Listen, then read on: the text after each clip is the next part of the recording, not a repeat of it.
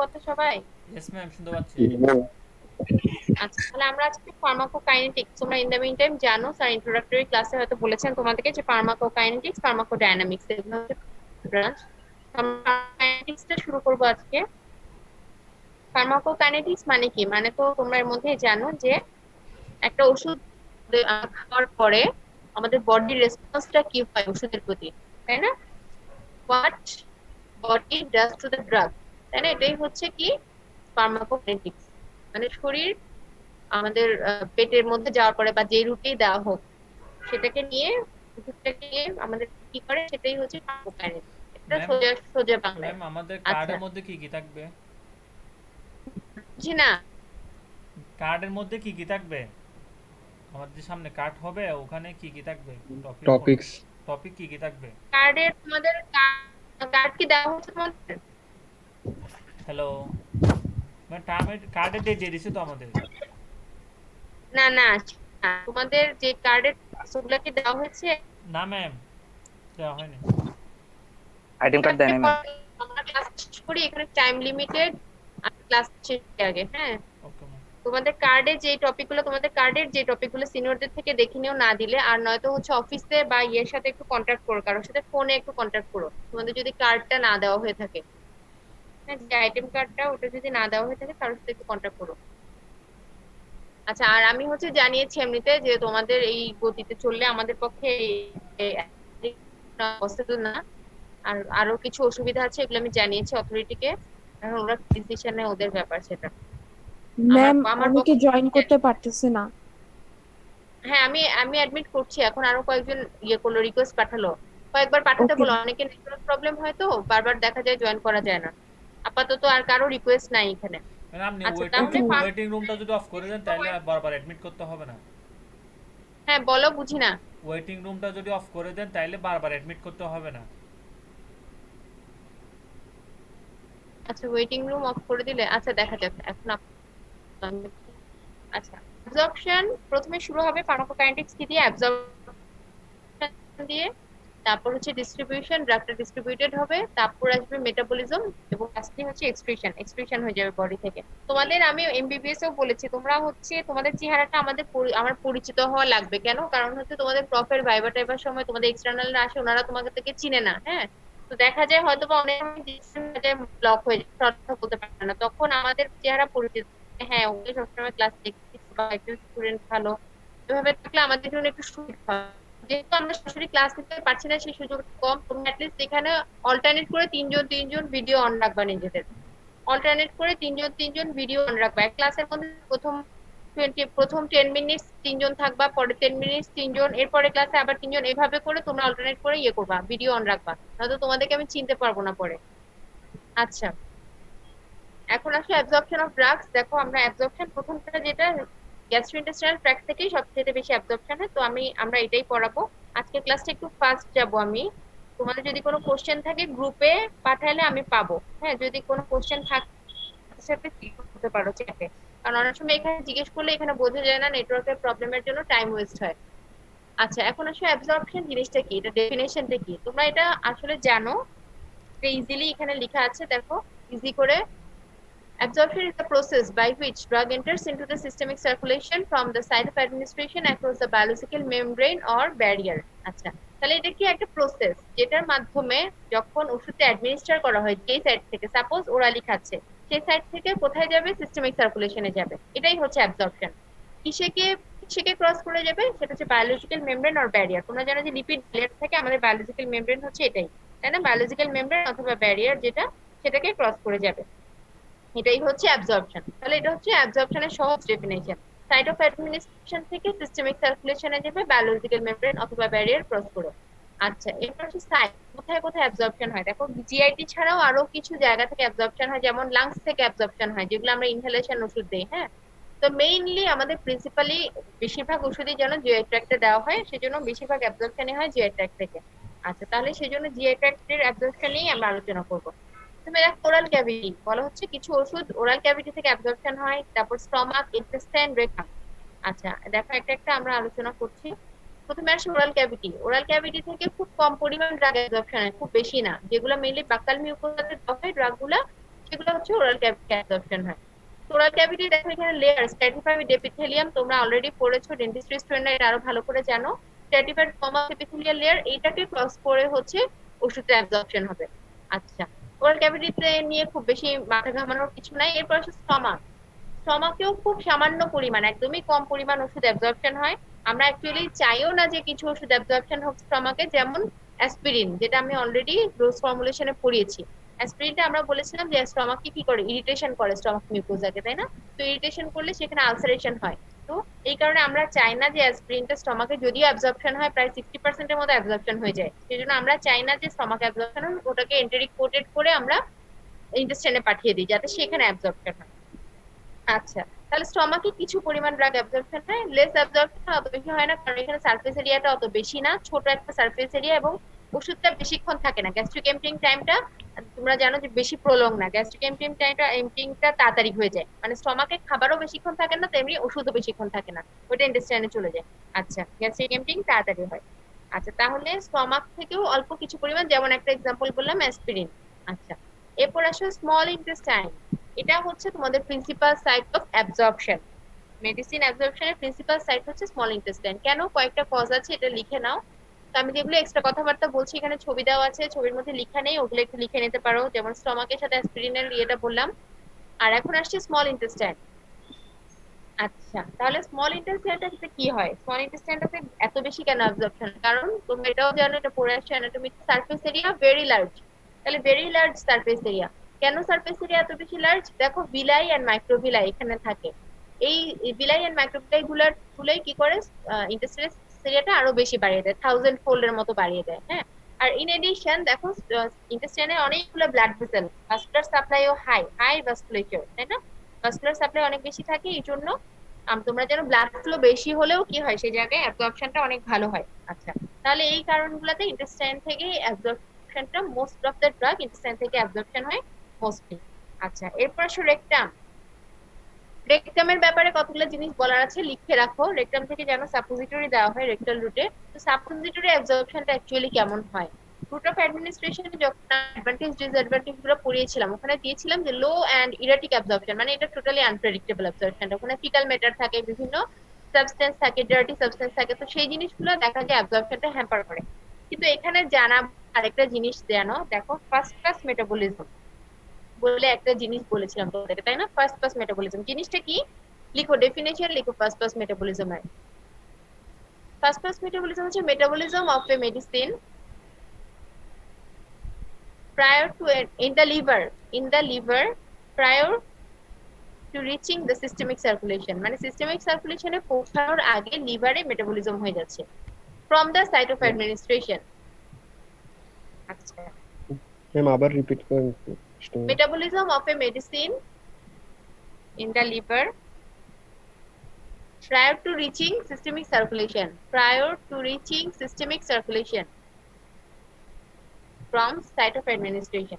তাহলে বোঝাচ্ছে যখন ওষুধটা আমরা ওরালি দেই একটা ওষুধ, তখন সেটা কি হয়, আমরা জানি যে জিআইটি তে যখন যায় ইন্টেস্টাইন থেকে সিস্টেমিক সার্কুলেশন অ্যাবজর্ব হয়ে যায়, কিন্তু কিছু ওষুধ কি হয় সিস্টেমিক সার্কুলেশনে যায় না, সেটা কি হয় পোর্টাল ভেইন দিয়ে লিভারে চলে যায়।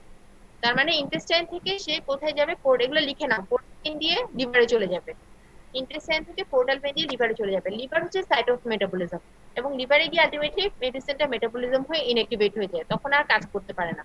তাহলে এটাই হচ্ছে ফার্স্ট পাস মেটাবলিজম।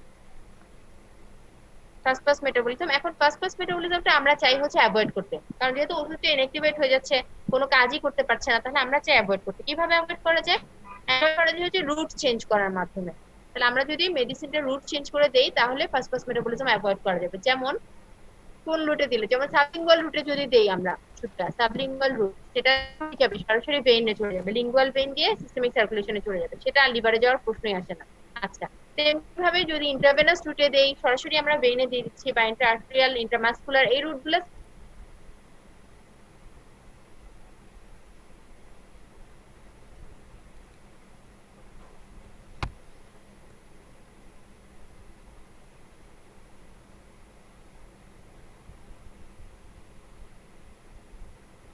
এখানে লেখা আছে inferior mesenteric vein, mesenteric vein দিয়ে সেটা হচ্ছে যে চলে যায় পোর্টাল সার্কুলেশনে। মেসেন্টেরিক ভেইন দিয়ে পোর্টাল সার্কুলেশনে চলে যায়, এবং পোর্টাল সার্কুলেশনে চলে গেলে সেটা তখন কি হয়, মেটাবলিজম হয়, ফাস্ট ফাস্ট মেটাবলিজম। আমি কোন স্টুডেন্ট দেখতে পাচ্ছি না, ভিডিও অন করো। আচ্ছা, তাহলে কি বললাম যে লোয়ার টু থার্ড থেকে হাইপোগ্যাস্ট্রিক ভেইন দিয়ে সেটা সিস্টেমিক সার্কুলেশনে চলে যাচ্ছে ইনফেরিয়র ভেনা কাভায়, ম্যাম তাহলে সেটাতে আপার ফাস্ট ওয়ান ফাস্ট থার্ডে মেটাবলিজম হচ্ছে না। ম্যাম হ্যাঁ আপার বলো। ওয়ান থার্ডে ফিগারে দেখা যাচ্ছে সুপিরিয়র রেক্টার, এরপর ইনফেরিয়র মেসেন্টেরিক, আমরা কোনটা লিখবো? আপার ওয়ান থার্ডে লিখো মেসেন্টেরিক ভেইন, শুধু মেসেন্টেরিক ভেইন লিখো, আমি যেটা বলছি সেটা লিখো। এখানে অনেক ভেইন লেখা আছে, সবগুলো লাগবে না, হ্যাঁ, যেগুলো বলবো সেগুলো নোট ডাউন করে নেবা। মেসেন্টেরিক ভেইন যেটা, মেসেন্টেরিক ভেইন দিয়ে হচ্ছে সেটা পোর্টাল সার্কুলেশনে চলে যায়, মানে আলটিমেটলি সেটা লিভারে গিয়ে ফার্স্ট ফার্স্ট মেটাবলিজম। আচ্ছা, তাহলে এটা হচ্ছে রেকটামের ব্যাপার। এবার আসো mechanisms of drug absorption. Mechanism কিভাবে, মেকানিজম কি কি মেকানিজমে অ্যাবজর্পশনটা হচ্ছে। দেখো, একটা সিম্পল ডিফিউশন, প্রথমেই সিম্পল ডিফিউশন, তারপর filtration, facilitated diffusion, active transport, ion pair transport, আর এন্ডোসাইটোসিস। লাস্টের দুইটা তোমাদের জন্য মোটে ইম্পর্টেন্ট না, এগুলা আসলে পোস্ট গ্রাজুয়েশনে জিজ্ঞেস করে, তোমাদের জন্য প্রথম চারটা ইম্পর্টেন্ট। হ্যাঁ, প্রথম চারটা তোমাদেরকে পড়াবো, এই প্রথম চারটা ভালো করে শিখবা। আচ্ছা, এখন আসো প্রথমটা সিম্পল ডিফিউশন। সিম্পল ডিফিউশন জিনিসটা কি, দেখো ছবি দেওয়া আছে, আবার এখানে ডেফিনেশন লেখা আছে, spontaneous movement of a solute through a biological barrier from higher to lower concentration. আচ্ছা, তাহলে এটা কি স্পন্টেনিয়াসলি মুভ করছে। তোমরা জানো যে কনসেন্ট্রেশন যদি ডিফারেন্স থাকে, যেহেতু তোমরা সায়েন্সের স্টুডেন্ট, তোমরা এটা খুব ভালো করে জানো, যখন একটা জায়গায় কনসেন্ট্রেশন বেশি থাকে সেই জায়গা থেকে হায়ার কনসেন্ট্রেশন থেকে লোয়ার কনসেন্ট্রেশনের দিকে এমনিতেই চলে যায় সাবস্টেন্স, তাই না? তাহলে এই জিনিসটাও এখানে একই রকম, সিম্পলি কি হবে, ডিফিউশন হয়ে যাবে, এটা হায়ার কনসেন্ট্রেশন থেকে লোয়ার কনসেন্ট্রেশনে থ্রু দা বায়োলজিক্যাল ব্যারিয়ার। আচ্ছা, তাহলে বায়োলজিক্যাল ব্যারিয়ার এটাই হচ্ছে সিম্পল ডিফিউশন। আরেকটা জিনিস, ড্রাগ আন্ডারগো সিম্পল ডিফিউশন, বেশিরভাগ ড্রাগই বা বেশিরভাগ মেডিসিনই সিম্পল ডিফিউশনের মাধ্যমে অ্যাবজর্পশন হয়। আচ্ছা, এরপর আসছে দেখো ফিল্ট্রেশন। ফিল্ট্রেশন জিনিসটা কি, এখানে দেখো ছবিতে দেখা যাচ্ছে একটা চ্যানেল বা একটা পোর, অ্যাকুয়াপোরিন, এটার নামও দেওয়া আছে অ্যাকুয়াপোরিন। একটা পোর থাকবে, মেমব্রেন আছে, দেখো মেমব্রেনটা তো তোমরা চিনতেই পারছো, মেমব্রেনটার মধ্যে একটা পোর আছে। তো জিনিসটা দেখো, filtration is the process by which water soluble drugs of relatively low molecular weight crosses the plasma membrane through pores as a result of, এখানে একটা ইয়ে হবে, এখানে একটা স্পেস হবে, পোরস as a result of hydrodynamic pressure changes across the membrane। আচ্ছা, তাহলে এই জিনিসটা কি, সরাসরি এরা কি হবে, মেইনলি ওয়াটার সলিউবল ড্রাগ, যেগুলো যেগুলো হচ্ছে লিপিড সলিউবল না, ওয়াটার সলিউবল মেডিসিন, কিছু মেডিসিন ওয়াটার সলিউবল, কিছু থাকে লিপিড সলিউবল। তো এই পোরের মধ্যে দিয়ে যাবে কোনগুলা, যাবে হচ্ছে ওয়াটার সলিউবল গুলা, আর লিপিড সলিউবল গুলা মেইনলি হচ্ছে যে মেমব্রেনের মধ্যে দিয়ে যায়। ওয়াটার সলিউবল মেমব্রেন মেডিসিন যেগুলো হচ্ছে রিলেটিভলি লো মলিকুলার ওয়েট, সেইগুলা যদি হাই মলিকুলার ওয়েট হয় আবার দেখা যাবে ওগুলো আটকে যাবে, ওগুলো যেতে পারবে না, মানে ওজন অনেক বেশি, সেগুলো যেতে পারবে না। লো মলিকুলার ওয়েটের গুলো এই কোরের মধ্যে দিয়ে চলে যাবে, কিভাবে যাবে, as a result of hydrodynamic pressure change across the membrane, মানে এটাও একই রকম মোটামুটি, যে হাই কনসেন্ট্রেশন থেকে লো কনসেন্ট্রেশনে যাবে। আচ্ছা, তাহলে এটা গেল ফিল্ট্রেশন। এরপর আসে ফ্যাসিলিটেটেড ডিফিউশন। দেখো ফ্যাসিলিটেটেড ডিফিউশন, এখানে মেমব্রেন আঁকা আছে, দেখো লিপিড বাইলেয়ার, এই মেমব্রেনটা তোমরা চিনো। এই মেমব্রেনের মধ্যে দেখো দুইটা জিনিস আছে, এগুলা কি, এগুলো হচ্ছে প্রোটিন, এগুলোকে বলে ক্যারিয়ার প্রোটিন। আচ্ছা, তো তাহলে এখন ফ্যাসিলিটেটেড ডিফিউশনের ডেফিনিশনটা দেখো, তাহলে আমরা বুঝতে পারবো। Means passage of drug across the biological membrane along the concentration gradient by the protein carrier mediated transport system that shows saturability and selectivity। আচ্ছা, এটা মানে কি, এটাও কিন্তু along the gradient যাচ্ছে, মানে হচ্ছে along the concentration gradient from higher concentration to lower concentration। আচ্ছা, এখানে কি থাকছে, একটা ক্যারিয়ার প্রোটিন থাকছে, ক্যারিয়ার প্রোটিনটা হচ্ছে ওষুধটাকে ক্যারি করে নিয়ে যাচ্ছে মেমব্রেনের মধ্যে দিয়ে। এখন লাস্টের লাইনটা মানে কি, এটা বোঝার জিনিস, দেখো শো স্যাচুরেবিলিটি এন্ড সিলেক্টিভিটি। স্যাচুরেবিলিটি মানে আমাদের বডিতে ক্যারিয়ার প্রোটিন হচ্ছে লিমিটেড নাম্বারে থাকে, যেমন ধরো 50টা, তুমি একটা প্যারাসিটামল ওষুধ দিলা, হ্যাঁ, এখন সেটার মধ্যে থেকে মেডিসিন মলিকুল 50টা মলিকুল 50টা ক্যারিয়ার প্রোটিনের সাথে বাইন্ড করবে, তাহলে ক্যারিয়ার প্রোটিনগুলো যখন 50টার সাথে বাইন্ড করে ফেলতে পারবে, তাহলে আর কোনো ক্যারিয়ার প্রোটিন খালি থাকছে না, মানে এডিশনাল কোনো ড্রাগকে বাইন্ড করার জন্য। তাহলে এটা কি, ক্যারিয়ার প্রোটিনটা তখন বলা হয় যে স্যাচুরেটেড হয়ে গেছে। তোমরা সায়েন্স স্টুডেন্ট, তোমরা স্যাচুরেশন এই জিনিসগুলো বুঝো। তার মানে ক্যারিয়ার প্রোটিনের লিমিট শেষ, লিমিট ক্রস করে ফেলেছে, এর বেশি আর ওষুধ যার সাথে বাইন্ড করতে পারবে না, এটাই হচ্ছে স্যাচুরেবিলিটি। তার মানে লিমিটেড অ্যামাউন্ট থাকবে, যতটুকু পরিমাণ ড্রাগ তার সাথে বাইন্ড করবে এর বাইরে আর বেশি বাইন্ড করতে পারবে না, এটাকেই বলা হয় স্যাচুরেবিলিটি অফ দ্য ক্যারিয়ার প্রোটিন। এই সিস্টেমটার স্যাচুরেবিলিটি। আর সিলেক্টিভিটিটা কি, দেখো এখানে দুই ধরনের ক্যারিয়ার প্রোটিন দেখা যাচ্ছে ছবিতে। একটার মধ্যে দেখো ট্রায়াঙ্গেল শেপের মেডিসিন গুলো যাচ্ছে, আর একটার মধ্যে রাউন্ড বা সার্কেল শেপের মেডিসিন গুলো যাচ্ছে, তাই না? তাহলে এই সিলেক্টিভ যেগুলো ট্রায়াঙ্গেল শেপের করবে সেগুলো আবার সার্কেল শেপের মেডিসিন গুলাকে ক্যারি করবে না। ঠিক আছে, তাহলে এটাই হচ্ছে সিলেক্টিভিটি, মানে সিলেক্টিভলি বিভিন্ন ড্রাগের সাথে বাইন্ড করবে, নন সিলেক্টিভলি না, যে ট্রায়াঙ্গেলটা সব শেপের ড্রাগকে ক্যারি করছে এরকম না। হ্যাঁ, এই জিনিসটা না। তাহলে এইটা, এই সিস্টেমটা শো করে সিলেক্টিভিটি এন্ড স্যাচুরেবিলিটি।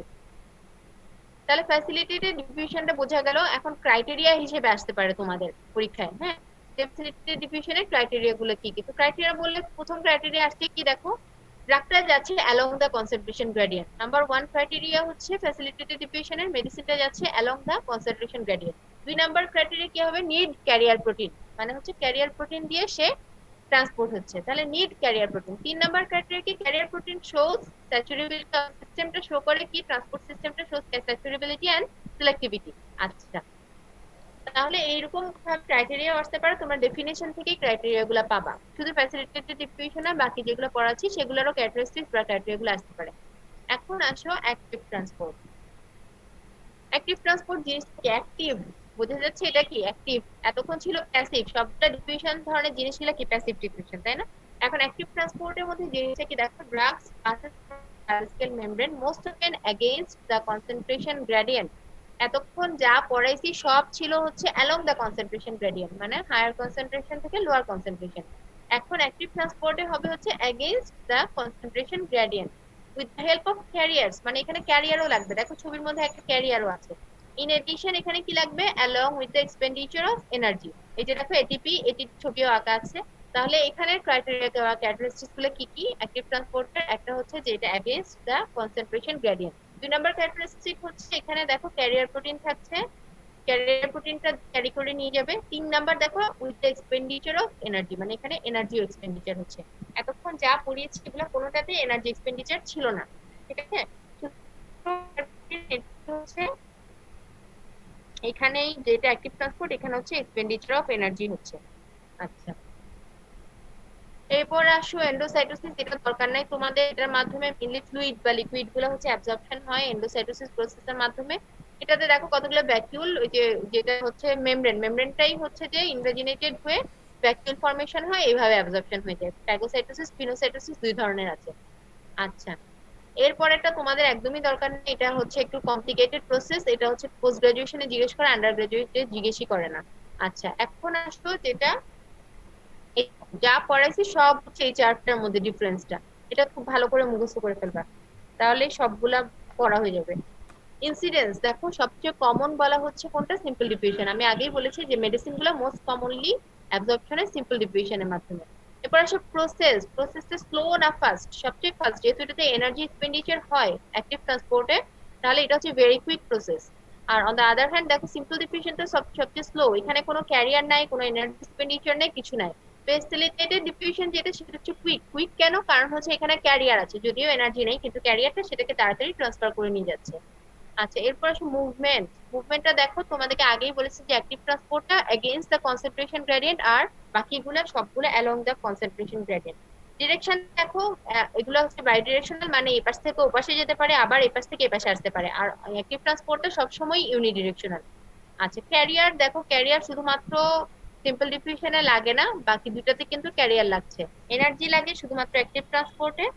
আর সিলেক্টিভিটি স্যাচুরেবিলিটি, যেখানেই ক্যারিয়ার প্রোটিনের কোশ্চেন আসবে সিলেক্টিভিটি স্যাচুরেবিলিটির কোশ্চেন আসবে। তাহলে সিলেক্টিভিটি এন্ড স্যাচুরেবিলিটি থাকবে কোথায় কোথায়, ফ্যাসিলিটেটেড ডিফিউশন এন্ড অ্যাক্টিভ ট্রান্সপোর্টের মধ্যে। আচ্ছা, এখন যেটা মোস্ট ইম্পর্টেন্ট জিনিস এই অ্যাবজর্পশনের মধ্যে, সেটা হচ্ছে ফ্যাক্টরস এফেক্টিং অ্যাবজর্পশন, যেগুলো তোমাদের মাথায় রাখতে হবে। এটা হচ্ছে বেসিক। আচ্ছা, কি কি ফ্যাক্টরস অ্যাবজর্পশন কে এফেক্ট করবে, মানে অ্যাবজর্পশন বাড়াবে বা কমাবে, অ্যাবজর্পশন বেশি হবে বা কম হবে, সেটা কি কি ফ্যাক্টরের উপর ডিপেন্ড করে। হ্যাঁ, দেখো কিছু factor related to the medicine, আর কিছু factor related to the patient. আচ্ছা, মেডিসিনের সাথে কি কি ফ্যাক্টর রিলেটেড, দেখো মলিকুলার ওয়েট এন্ড সাইজ, এটা খুব ইম্পর্টেন্ট ফ্যাক্টর। একটা ওষুধের যদি মলিকুলার ওয়েট অনেক বেশি হয়, সেটা আমরা কি করবে, বায়োলজিক্যাল মেমব্রেন ক্রস করবে না, সেটা আমরা মুখে দিতে পারবো না। যেমন ইনসুলিন, ইনসুলিনের মলিকুলার ওয়েট 5000-এর থেকে বেশি। 5000-এর থেকে বেশি মানে অনেক বেশি, 5000 ডাল্টনের বেশি। তাহলে সেটা নর্মাল মেমব্রেনকে ক্রস করে যেতে পারবে না লিপিড বাইলিয়ারকে। সেজন্য আমরা সেটা কোন রুটে দেই? সাবকিউটেনিয়াস রুটে দেই, তাই না? সেটা আমরা ওরালি দিলে সেটা অ্যাবজর্পশন হবে না। আচ্ছা দেখো সাইজ, এখানে কতগুলো ছবি দেওয়া আছে দেখো। ছবির মধ্যে দেখো গ্রিন কালার, এটা সবচেয়ে বড় বড় মেডিসিন। এটার সাইজটা দেখো 160 অ্যাংস্ট্রম। অ্যাংস্ট্রম মেডিসিনের সাইজটা দেওয়া হয়েছে অ্যাংস্ট্রম হিসেবে, আর ওয়েটটা ক্যালকুলেট করা হয় ডাল্টন হিসেবে। হ্যাঁ, ডাল্টন আর অ্যাংস্ট্রম। তাহলে এখন অ্যাংস্ট্রম যেটা দেখো 160 অ্যাংস্ট্রম, এটা হচ্ছে দেখো এখানে মেমব্রেন দেখা আছে ব্লু কালারের, এটা হচ্ছে মেমব্রেন। তো মেমব্রেনটার দেখো, মেমব্রেনটার যেই পোর গুলা, এটার সাইজ কিন্তু অনেক ছোট। অন দ্য আদার হ্যান্ড যেটা মেডিসিন গুলোর সাইজ, সবুজ গুলা গ্রিন গুলার অনেক বড় বড়, তাহলে এটা ক্রস করে যেতে পারবে না। আচ্ছা দেখো, আবার দেখো এখানে ছোট ছোট একদমই ছোট ব্ল্যাক কালারের কতগুলো দেখা যাচ্ছে, এগুলো একদমই ছোট size, 5 angstrom only size. Dalton অনেক ছোট, ওয়েটও মলিকুলার ওয়েটও অনেক কম, 78 ডাল্টন। তো এগুলো দেখো ইজিলি ক্রস করে চলে যাচ্ছে। আর দেখো অরেঞ্জ কালার গুলো কিছু ক্রস করছে, কিছু কিছু ক্রস করছে না। যেগুলো বড় কোর মেমব্রেনে সেগুলো দিয়ে ক্রস করে যাচ্ছে, এগুলোর মলিকুলার ওয়েট মাঝারি সাইজের। এটা একটা জাস্ট এমনিতে তোমাদেরকে এক্সাম্পল বোঝানোর জন্য একটা ছবি, এরকমই হয় অ্যাকচুয়ালি যেটা। আচ্ছা এরপর আসো দেখো 2 নাম্বার পয়েন্ট, এটা খুব মনোযোগ দিয়ে শুনো।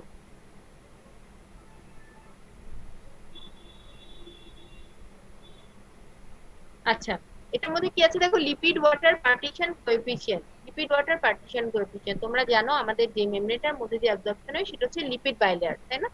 তো এখানে একটা পয়েন্ট লিখে রাখো, যেটা বেসিক পয়েন্ট, সেটা হচ্ছে লিপিড সলিউবল যে সাবস্টেন্স গুলা বা লিপিড সলিউবল মেডিসিন গুলা, সেগুলো ইজিলি ক্রস করে যায়।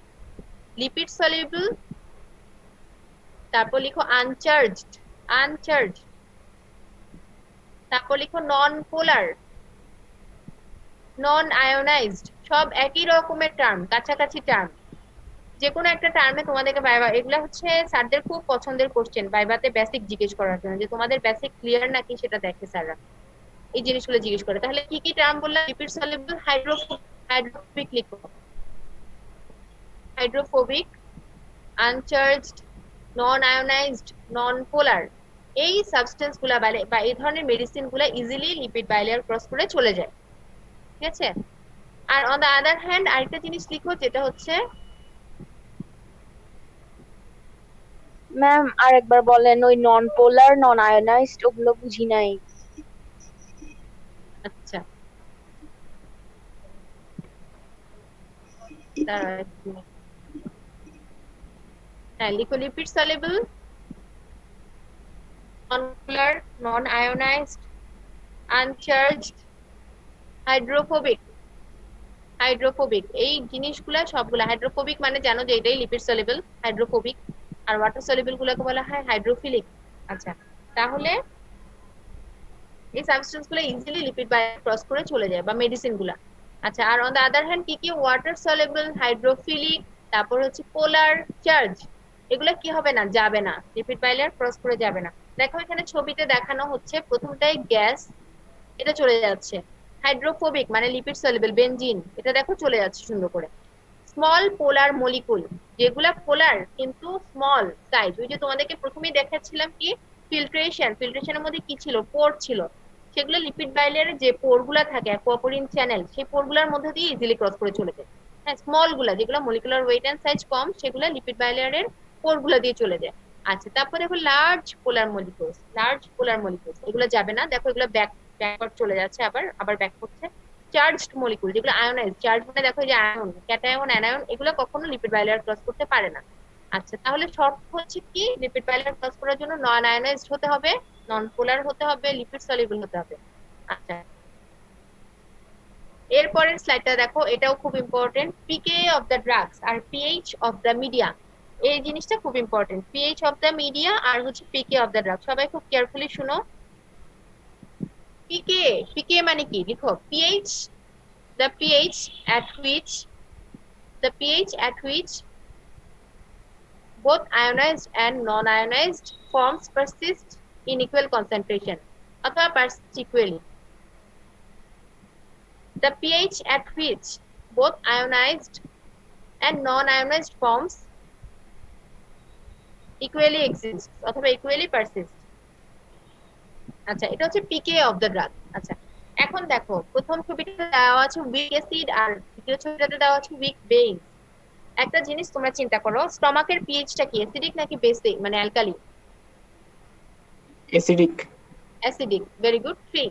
আচ্ছা, তাহলে স্টমাকের পিএইচ এ তোমরা জানো মেডিসিন গুলো, এটা ফার্স্ট ক্লাসে ইন্ট্রোডাক্টরি ক্লাসে বলার কথা, সব মেডিসিন আইদার উইক অ্যাসিড অথবা হচ্ছে উইক বেস। হ্যাঁ, প্রতিটা মেডিসিন কেউ উইক অ্যাসিড কেউ উইক বেস। আচ্ছা, এখন যেমন অ্যাসপিরিন, আমি একটা এক্সাম্পল সবসময় বলি অ্যাসপিরিন, তো অ্যাসপিরিনটা হচ্ছে উইক অ্যাসিড, এটা উইক অ্যাসিড। এখন যখন অ্যাসপিরিনটা স্টমাকের পিএইচ এ যাবে অ্যাসিডিক পিএইচ এ, এটা কি আয়োনাইজড ফর্মে থাকবে নাকি নন আয়োনাইজড ফর্মে থাকবে বলো তো দেখি? উইক অ্যাসিড সেটা যখন স্টমাকের অ্যাসিডিক পিএইচ এ গেল, সেটা কি আয়োনাইজড হয়ে যাবে নাকি নন আয়োনাইজড ফর্মে থাকবে? সায়েন্সের স্টুডেন্ট সবাই, আয়নাইজ। বেসিক নন আয়োনাইজড, ভেরি গুড, নন আয়োনাইজড ফর্মে থাকবে। তার মানে সে আয়োনাইজড হবে না, যেহেতু দুটো সেম পিএইচ, তাই না? Acidic pH, acidic drug acidic pH এ কি হলো, নন আয়োনাইজড ফর্মে থেকে গেল। তো আমরা প্রথম এর আগের স্লাইডটাতে কি বললাম, ফর্মুলাটা যে নন আয়োনাইজড ফর্ম অফ ড্রাগ কি করবে, ইজিলি ক্রস করে যাবে লিপিড ব্যারিয়ার, তাই না? তাহলে দেখো এখানে দেখাচ্ছে এই যে নন আয়োনাইজড ফর্মটা কি হচ্ছে, লিপিড ব্যারিয়ার ক্রস করে যাচ্ছে। অন দ্য আদার হ্যান্ড যেগুলো আয়োনাইজড হয়ে গেছে দেখো ওগুলো ব্যাক করছে। তেমনি অ্যাসপিরিন, তাহলে অ্যাসপিরিনটা কি বলছে, অ্যাসপিরিনটা হচ্ছে স্টমাকে অ্যাবজর্পশন বেশি হবে। কেন? কারণ এটা স্টমাকে কি হয়, তো এটা আমি একটু আগেই স্লাইডে বললাম, স্টমাক যখন পড়াচ্ছিলাম তখনই এক্সাম্পল বলেছি যে অ্যাসপিরিনটা স্টমাকে বেশি অ্যাবজর্পশন হয়। তাহলে কারণটা কি, এখানেই কারণটা জানা যাচ্ছে। দেখো সব সায়েন্স, সবকিছুরই এক্সপ্লেনেশন আছে। তাহলে কেন অ্যাবজর্পশন হচ্ছে বেশি, কারণ হচ্ছে সে ওখানে অ্যাসিডিক পেয়েছে, যেহেতু অ্যাসিডিক ড্রাগ নন আয়োনাইজড ফর্মে থাকছে, অ্যাবজর্পশন বেশি হচ্ছে। আচ্ছা, তাহলে এটা গেল। তো আমরা আমরা চাই না অ্যাসপিরিনটা স্টমাক অ্যাবজর্পশন বেশি হোক। কারণ কি, কারণ হচ্ছে যে সে কি করে, স্টমাক ইরিটেশন করে, সেজন্য ওটাকে এন্টেরিক কোটেড করে দেওয়া হয়। আচ্ছা, আরেকটা ওষুধ আছে অ্যাট্রোপিন, অ্যাট্রোপিন ATROPINE, অ্যাট্রোপিন, এটা হচ্ছে একটা উইক বেস। অ্যাট্রোপিনটা একটা উইক বেস, ATROPINE, অ্যাট্রোপিন, এটা হচ্ছে একটা উইক বেস। তো এটার ক্ষেত্রে কি হবে দেখো, অ্যাট্রোপিনটা যখন আমরা দিব, অ্যাট্রোপিনটা ইন্টেস্টাইনে যখন যাবে সেখানে কি হবে, ইন্টেস্টাইনের পিএইচটা কি অ্যালকালাইন পিএইচ, সেখানে সেটা নন আয়োনাইজড ফর্মে থাকবে, আয়োনাইজড হবে না। আলটিমেটলি কি হবে, ওখান থেকে অ্যাবজর্পশন ভালো হবে, তাই না?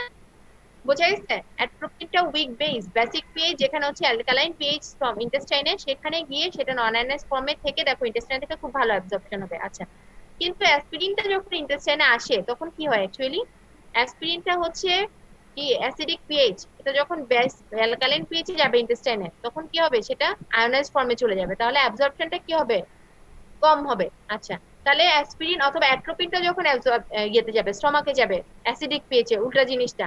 অ্যাট্রোপিনটা কি অ্যালকালাইন ড্রাগ, সেটা যখন কোথায় যাবে, স্টমাকে যাবে, স্টমাকের পিএইচ অ্যাসিডিক, যখন উল্টা পিএইচ অপোজিট পিএইচে গেল তখন সেখানে আয়োনাইজেশন হয়ে গেল, আলটিমেটলি সেটা অ্যাবজর্পশন হবে না, তাই না? তাহলে বোঝা গেছে এই পয়েন্টটা? এটা কিন্তু একদম বেসিক পয়েন্ট, এটা যাতে পরীক্ষা হলে তোমাদের এত বোঝানোর পরেও তোমাদের আগের ব্যাচের স্টুডেন্ট যারা আছে সবাই প্রতিটা ব্যাচে এই জিনিসটা ভুল করে, ভুলে ফেলে, তোমরা ভুলে ফেলো না। আচ্ছা, এখন দেখো ফর্মুলেশন। ফর্মুলেশন কি কি, এটাও খুব ইম্পর্টেন্ট। কেন দেখো, ট্যাবলেট ওইখানে দেখা দেওয়া আছে স্লোয়েস্ট আর নিচে হচ্ছে ফাস্টেস্ট। তো ট্যাবলেটটা হচ্ছে স্লোয়েস্ট অ্যাবজর্পশন রেট, এটা হচ্ছে রেট অফ অ্যাবজর্পশনটা স্লো। আর অন দা আদার হ্যান্ড সলিউশনটা হচ্ছে ফাস্ট অ্যাবজর্পশন। কেন, ট্যাবলেটটা একটা হার্ড হার্ড ফর্মুলেশন, তাই না? সেটা আগে আস্তে আস্তে যাবে, ডিসইন্টিগ্রেট হবে, গ্র্যানুল ফর্মেশন হবে, তারপর ডিএগ্রিগেশন হবে, তারপর ডিসলিউশন হয়ে যখন সলিউশন হবে তখন সেটা অ্যাবজর্পশন হবে। কারণ শক্ত যখন ফর্মে থাকবে তখন সেটা অ্যাবজর্পশন হতে পারবে না, তাহলে এটাতে সময় লাগছে, অ্যাবজর্পশনটা স্লো। যেটা সলিউশন সেটা এমনিতেই লিকুইড ফর্মে আছে, সেটার কোনো ডিসলিউশনেরও দরকার নেই, ডিসইন্টিগ্রেশনের দরকার নেই, তাহলে সেটা কি হচ্ছে, এমনিতে সরাসরি সেটা মেমব্রেনকে ক্রস করে অ্যাবজর্পশন হয়ে যাচ্ছে। তাহলে এই পয়েন্টটাও বোঝা গেল। এরপর দেখো সল্ট প্রিপারেশন অফ ড্রাগ, এটা তোমাদের জন্য ইম্পর্টেন্ট না, এটা নাইস টু নো একদমই। এটা মেইনলি পোস্ট গ্রাজুয়েটে জিজ্ঞেস করে, কিছু সল্ট প্রিপারেশনের উপরেও ডিপেন্ড করে। ওষুধগুলো তো বিভিন্ন জিনিস একসাথে কম্বাইন করে বানানো হয়, আমি আগেই বলেছি এক্সিপিয়েন্ট যেখানে পড়িয়েছিলাম ওখানে কিছু সল্টও অ্যাড করা হয়। হ্যাঁ, বিভিন্ন ফার্মাকোকাইনেটিক প্রপার্টির জন্য, হয়তো অ্যাবজর্পশন বাড়ানোর জন্য অথবা অ্যাবজর্পশন কমানোর জন্য। তেমনি দেখো সবচেয়ে উপরের কার্ভটা হচ্ছে পটাশিয়াম সল্ট, তার মানে বোঝা যাচ্ছে যে পটাশিয়াম সল্টওয়ালা ড্রাগগুলো কি হবে, অ্যাবজর্পশনটা তাড়াতাড়ি হবে, তাই না? একদম হাই রেট দেখো। আর on the other hand benzathine salt, যেটা দেখো নিচে কার্ভটা একদমই লো, তার মানে এটা স্লো অ্যাবজর্পশন। তাহলে এই সল্টগুলো, এটা তোমাদের জন্য নাইস টু নো, এটা জাস্ট এটুকুই বুঝবো। ইনঅ্যাক্টিভেশন অফ ড্রাগ, যেসব ওষুধ প্রোটিন ইন নেচার সেগুলো কি হবে, প্রোটিওলাইটিক এনজাইম থাকে না, গ্যাস্ট্রিক জুসে বা হচ্ছে ইন্টেস্টাইনে, সেগুলো দিয়ে ডিস্ট্রয় হয়ে যাবে। তাহলে ওগুলো আমরা কিসে দিতে পারি না, আমরা সেগুলো হচ্ছে ওরালি দিতে পারি না। যেমন ইনসুলিন এখানে দেওয়া আছে, দেখো কাইমোট্রিপসিন দিয়ে ডিস্ট্রয় হয়ে যাচ্ছে, তাহলে সেটা মুখে দেই না, আমরা কোথায় দিই, সাবকিউটেনিয়াসলি দিই। তারপর হচ্ছে তাহলে অ্যাবজর্পশন হচ্ছে না, এটাও অ্যাবজর্পশন একটা ফ্যাক্টর। অক্সিটোসিন তেমনই একটা ড্রাগ, এটাও ডিস্ট্রয় হয়ে যায়। আচ্ছা, ইন্টারাকশন উইথ আদার ড্রাগস, এটা খুব ইম্পর্টেন্ট। তোমরা যখন প্রেসক্রাইব করবা তোমাদের সবসময় এগুলো মাথায় রাখতে হবে যে দুইটা একটা ওষুধ দিচ্ছ সেটা খাবারের সাথে কোনো ইন্টারাকশন হচ্ছে কিনা, মানে খাবার সেটার অ্যাবজর্পশনকে হ্যাম্পার করছে কিনা। অনেক সময় দেখে থাকবা যে কিছু ওষুধ দেওয়া হয় খাবার 2 ঘন্টা আগে খাবেন, খাবার 2 ঘন্টা পরে খাবেন, কেন দেওয়া হয়? কারণ ফুড ওইটার অ্যাবজর্পশনকে হ্যাম্পার করে। তেমনি ভাবে যখন দুইটা ওষুধ তোমরা একসাথে প্রেসক্রাইব করবা কোনো পেশেন্টকে, তোমাদের সবসময় মাথায় রাখতে হবে যে একটা ওষুধ আরেকটা ওষুধের অ্যাবজর্পশনকে হ্যাম্পার করছে কিনা। তাহলে যদি দাও এরকম দুইটা ওষুধ একসাথে, তাহলে কোনো ওষুধ কোনো কাজই করবে না, তাই না? ওষুধ কোনো কাজই করবে না, একটা অ্যাবজর্পশনকে হ্যাম্পার করে দিবে। তো এই জিনিসটা তোমাদের প্র্যাকটিক্যাল লাইফের জন্য খুব ইম্পর্টেন্ট। দেখো অ্যান্টাসিড তোমরা জানো অ্যাসিডিটির ওষুধ, আরেকটা ওষুধ টেট্রাসাইক্লিন, এটা একটা অ্যান্টিবায়োটিক। তাহলে এই দুইটা ওষুধ যখন একসাথে দেওয়া হয় তখন অ্যান্টাসিডটা কি করে, এটার মধ্যে যেই কম্পোনেন্ট থাকে অ্যান্টাসিডটার, সেই কম্পোনেন্টটা কি করে টেট্রাসাইক্লিনের অ্যাবজর্পশনকে হ্যাম্পার করে দেয়। টেট্রাসাইক্লিন আর অ্যান্টাসিড যদি একসাথে দিয়ে ফেলো কোনো পেশেন্টকে, কাজ করবে টেট্রাসাইক্লিন? পেশেন্টের ইনফেকশন ভালো হবে? হবে না। তাহলে এই জিনিসগুলো খুব ইম্পর্টেন্ট, এরকম হাজার হাজার ড্রাগ ইন্টারাকশন আছে, এই জিনিসগুলো সবসময় মাথায় রাখতে হবে। তাহলে দেখো এখানে লিখতে রিডিউসড অ্যাবজর্পশন অফ টেট্রাসাইক্লিন। তো এই জিনিসটা আরেকটু হয়তো বোঝান, আরো কিছু ফ্যাক্টর আছে, আমি ইনশাআল্লাহ নেক্সট ক্লাসে কন্টিনিউ করবো। আজকে আর 1 মিনিটের কম টাইম আছে, তোমাদের ক্লাসটা হয়তো এখনই স্টপ হয়ে যাবে। তো ইনসান অথবা মাইশা আজকের ক্লাসের অ্যাবসেন্টটা আমাকে হচ্ছে দিয়ে দিবা। 37 বা 36% আজকে টোটাল পার্টিসিপেন্ট।